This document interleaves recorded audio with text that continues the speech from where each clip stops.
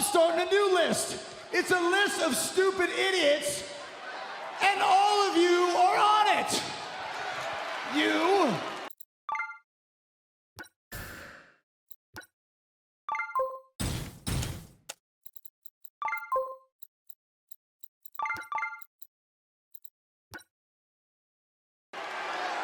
And especially you.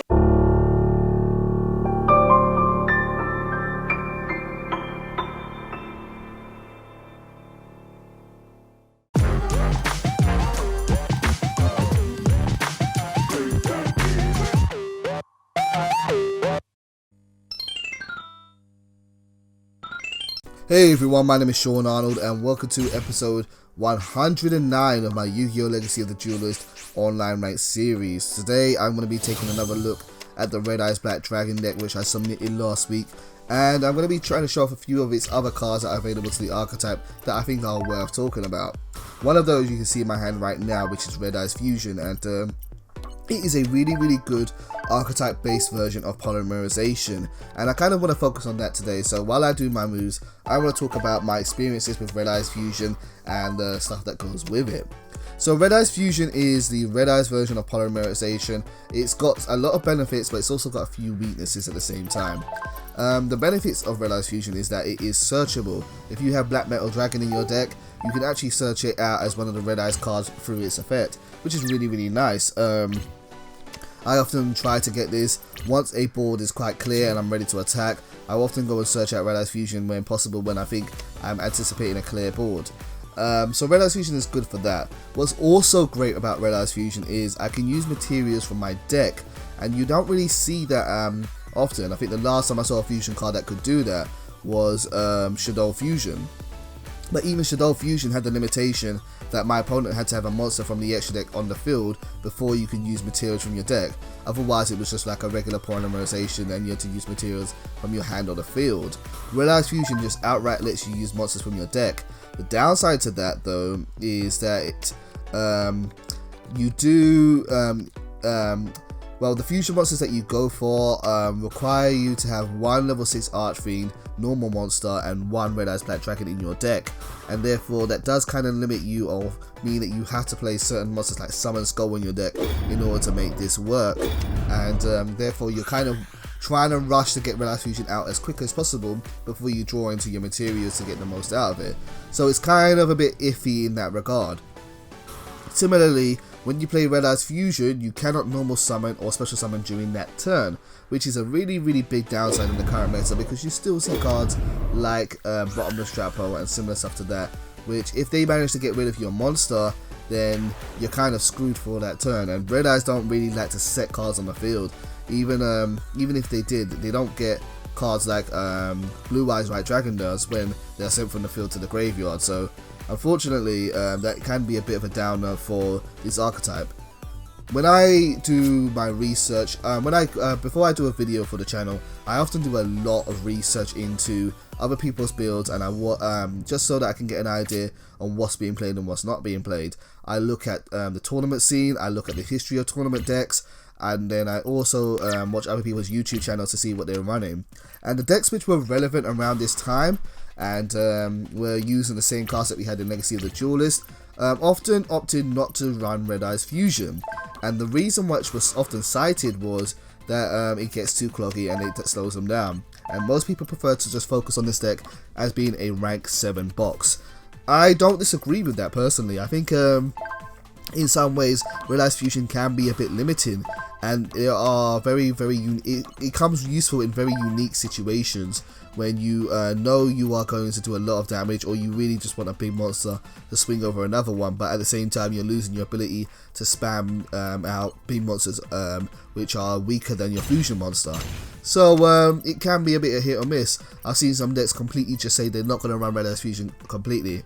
In my deck build, I prefer to run just one copy. Like I said earlier, it is searchable, and it's not too hard to get into your hand when you want it. And yeah, no, it's okay. I think it's okay. There are more Red Eye's fusion monsters which come out but aren't available in Legacy of the Duelist. When I go to switch back to Yu-Gi-Oh! Pro and I bring this deck with me, I will probably try to add those cards into my deck, and they are really good and make Red Eye's fusion a bit more usable. But at the time being, for Legacy of the Duelist, be wary of how you use it.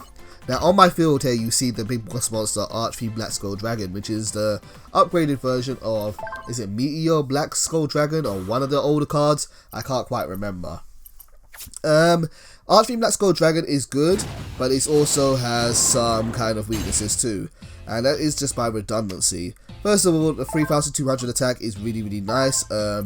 I would say it's really easy to get monsters that have 3000 attack on the field these days, and 3200 just gives them a little bit of an edge to kind of out cards like Blue Eyes White Dragon, what else has 3000, Hope Harbinger, and similar kind of things like that. So 3200 is nice, it does come in handy. Then he has two effects. His first effect is, when this card battles, my opponent cannot activate any card effects until the end of the damage step, or the damage phase, or whatever they call it. And that's kind of good.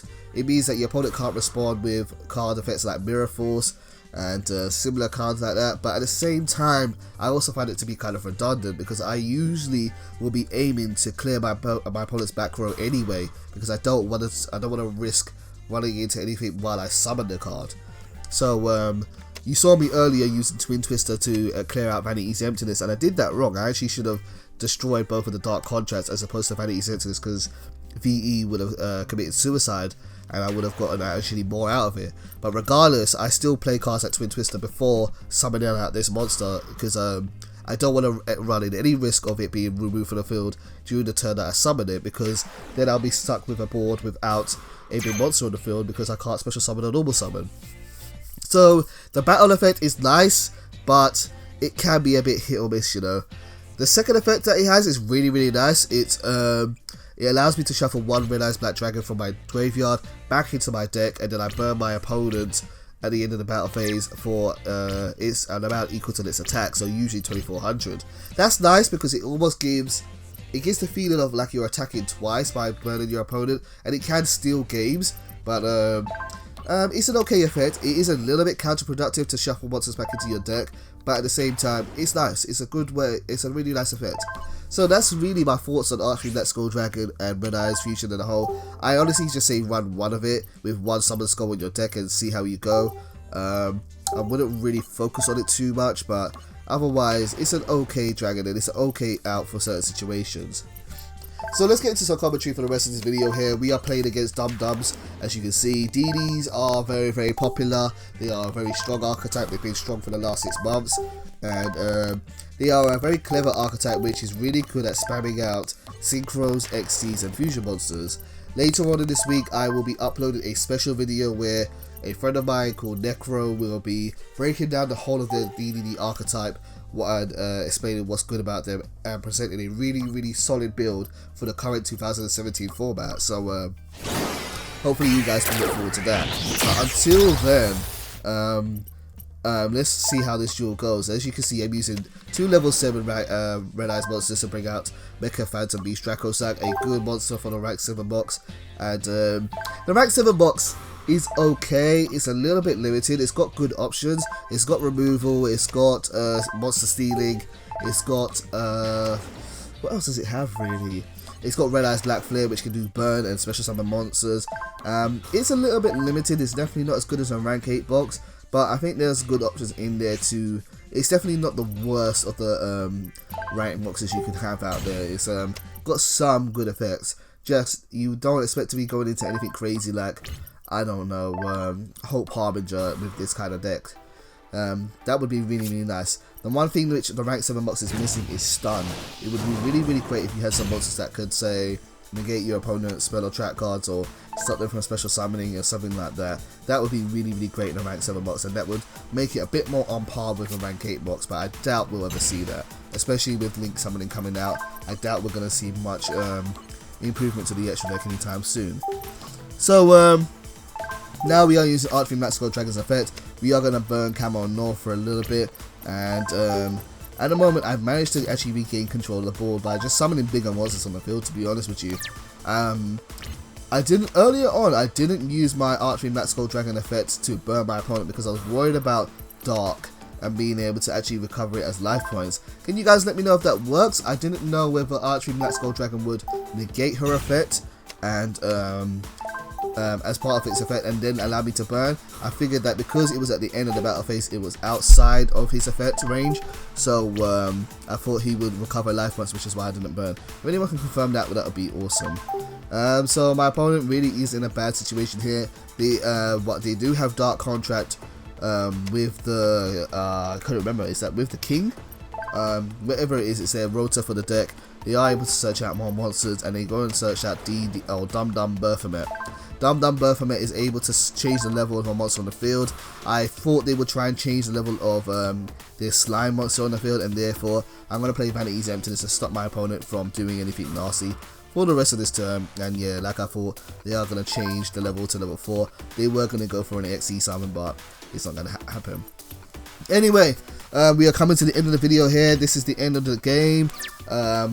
Thank you to Camo North for playing against me. He is a good duelist and a real sport. And yeah, no, Red Eyes is really fun, and hopefully this may be helpful to more people that are starting to pick it up. But in the next episode of Legacy of the Duelist Online Rank, we'll be looking at a different character. I'm going to spoil it a little bit now. We are going to be going to Yugi and doing one of his archetypes, and it is a really tough one. So hopefully you guys will tune in for that. See you soon.